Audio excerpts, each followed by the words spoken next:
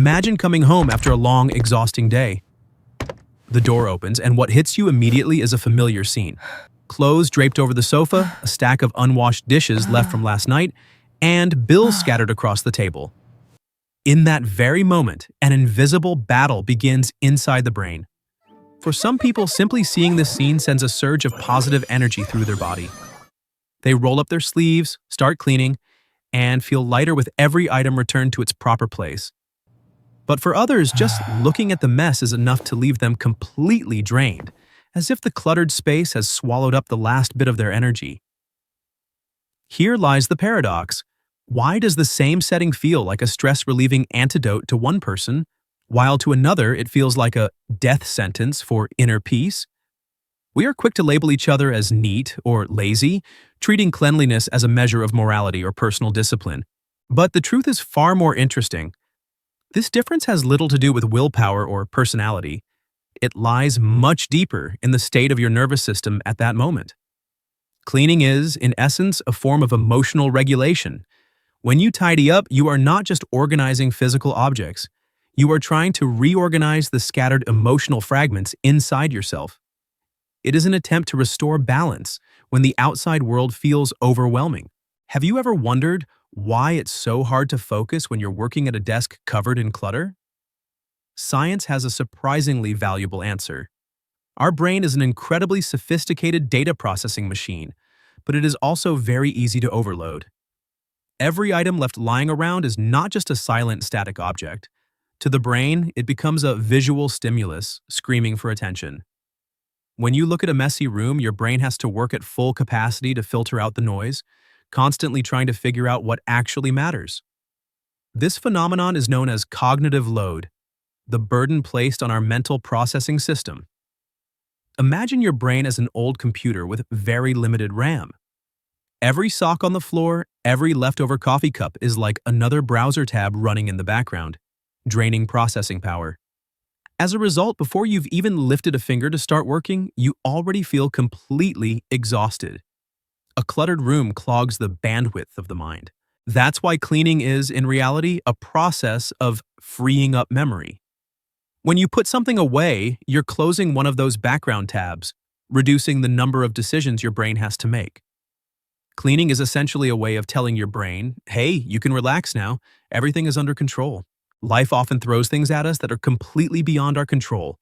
A project that falls apart, a relationship that begins to crack, or an uncertain future filled with anxiety.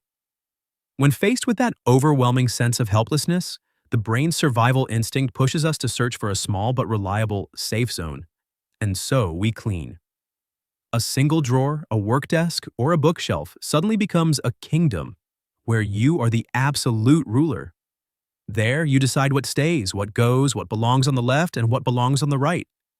This is a psychological self-defense mechanism for restoring a sense of safety. Have you noticed that when we're stressed, we tend to start with the smallest spaces, like rearranging a pencil case or wiping the screen of our phone? That's because the brain is remarkably smart. It prioritizes quick wins. Finishing the cleanup of a small corner sends a powerful signal. No matter how chaotic the world outside becomes, I still have control over a small part of my life. Neatly arranged drawers are not just about aesthetics. They are psychological fortresses that help keep feelings of insecurity at bay. However, we need to be fair to people who fear cleaning. Let's flip the question around.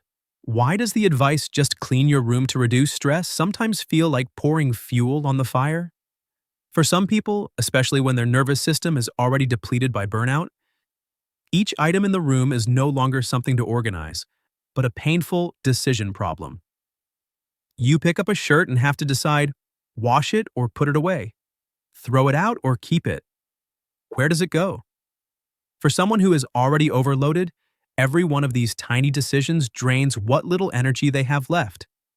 At that point, cleaning stops being a form of relief and turns into a new source of pressure, a long, guilt-inducing to-do list. If you feel exhausted just at the thought of picking up a broom, don't blame yourself for being lazy. The reality is that your willpower fuel tank is empty. Your nervous system is screaming that it needs quiet, not more decisions. Understanding this helps us be more compassionate toward ourselves and others. Sometimes leaving the mess where it is and going to sleep is actually the smartest choice for your mental health. There is a type of happiness hormone called dopamine that is released whenever we complete a goal. In cleaning, dopamine acts as an instant reward. When you see a wooden tabletop gleaming after the dust is wiped away, your brain gives itself a sweet shot of dopamine. What's important to note is that dopamine does not create lasting happiness, but it is an extremely powerful source of raw motivation. It helps you believe that I can still do something.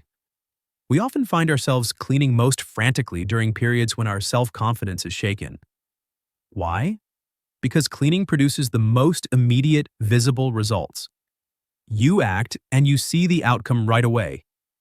Every small action, from folding a blanket to sorting the trash, sends a signal to the subconscious. I am still capable of taking action. It helps restore self-worth that has been damaged by failures elsewhere. Cleaning, therefore, is like a form of physical therapy for the soul, helping us practice taking small steps before we are ready to run longer distances in life. If you look at how two different people arrange their belongings, you'll see completely different emotional fingerprints. Some people line everything up in perfect symmetry with book spines aligned down to the millimeter. They are often searching for stability, a solid anchor in the middle of a constantly shifting life. Others, by contrast, organize their space in a style of organized chaos where things are arranged by intuition and color. They are seeking freedom and a deeper connection to their creative instincts. The way we arrange our living space is a way of communicating with ourselves. Someone who keeps their room almost empty may be craving calm and clarity, but it may also reflect an inner sense of emptiness. Someone who holds on to too many belongings may do so out of respect for memories, or out of fear of having to face the future. So never judge someone by whether they are tidy or messy according to your own standards. See it instead as a language of emotional expression. We don't organize our spaces to please an interior design magazine, but to create an environment where our nervous system feels soothed and held. Why is it so hard to throw away an old shirt or a broken gift? Because objects have never been just objects. They are anchors in time. Every old item holds a version of who you once were, the passionate young person you were 10 years ago, or a past relationship whose echoes still linger. When you pick something up and decide whether to let it go, you are not just cleaning up physical space, you are performing a kind of psychological surgery. Letting go of an object sometimes means admitting a painful truth. I've changed, or that person is no longer part of my life. That's why the process of decluttering often comes with waves of hard-to-name emotions: hesitation, sadness, or even guilt. But remember this: for new green shoots to grow, we must clear away the dry branches of the past. Cleaning is not just about throwing things out. It is a courageous act of saying goodbye to what no longer serves who you are today, making room for what is yet to come. In the end, we need to free ourselves from the pressure of perfection. A spotless, flawless home does not make you a better person or a more successful one. If order comes at the cost of extreme tension and snapping at the people you love, then that order has lost its soul. The true meaning of cleaning doesn't lie in "the house must be tidy," but in asking, "what do I need to feel right now?" Real cleaning is a dialogue. You are choosing your relationship with the world around you. You choose to keep what brings joy and release what feels heavy. It is a process of resetting personal boundaries, a way of redefining freedom within your own space. Don't clean because you feel like you have to. Clean because you care about yourself enough to want a space that lets you breathe more easily. A tidy room is not the destination. It is simply a tool for a clearer mind. We often mistake cleaning for a dull, physical chore, but if you look closely, it is actually a form of moving meditation. As your hands sort through old files or wipe dust from a bookshelf, your mind is simultaneously sweeping its inner landscape. There is something almost magical about this. When the space around you becomes calm and orderly, the noise in your head naturally turns down. You don't clean to impress visitors. You clean to create breathing room for new ideas to take root. A clean, flat surface is more than just a table. It is an invitation for creativity to return. More than that, cleaning is a way we redefine our sense of self-worth. In a world that constantly urges us to buy more and own more, The courage to let go of what no longer fits is a declaration of freedom. You realize that your value doesn't lie in how much you accumulate, but in the quality of the space you live in. Cleaning helps you see clearly. What truly matters to me right now? It's the moment you separate society's expectations from your genuine personal needs.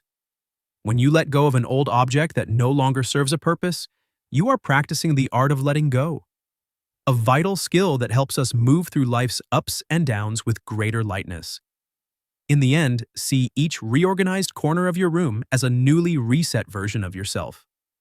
Your living space is the most direct mirror of your mental state. When you take care of your room, you are taking care of your self-respect. You deserve to live in an environment that honors your peace. So don't clean out of perfectionism, an obsession that only creates stress. Clean as an act of mercy for your mind, turning your home into a safe harbor where you can drop the weight of the world the moment you walk through the door.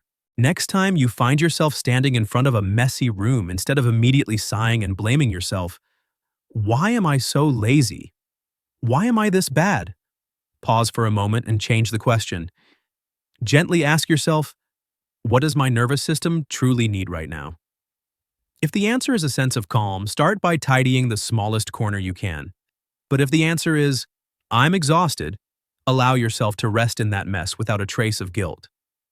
Because sometimes cleaning is the most powerful form of self-care. And sometimes accepting imperfection and going to sleep is the healing you actually need.